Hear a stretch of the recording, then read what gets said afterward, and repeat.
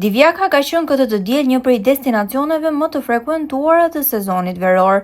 Deti, rëra e kristalt, pylli i gjelbëruar, bukuritë e lagunës dhe shpendët shtektar kanë tërhequr qindra pushues në këtë fundjavë gushti. Bregdeti ranor është mbushur me familje, fëmijë dhe grupe të rinj, të cilët kanë zgjedhur Divjakën për t'u larguar temperaturave të larta dhe për të shijuar freskinë e detit dhe të pyllit.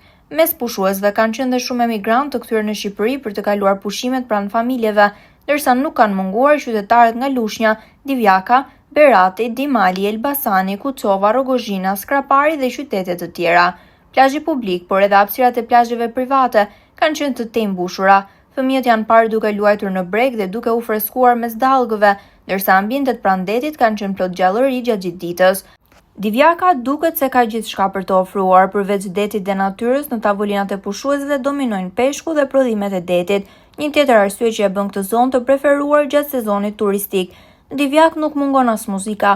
Në ambientet pranë Bregdetit, timujt e muzikës popullore tradicionale i kanë dhënë tjetër ritëm kësaj fundjave, duke i bërë pushuesit jo vetëm të shijojnë detin, por edhe të kërcejnë dhe të festojnë. Një fundjavë tipike gushti në Divjak, ku natyra, deti, gastronomia dhe tradita shqiptare janë bashkuar për t'i ofruar pushuesve një tjetër ditë vere.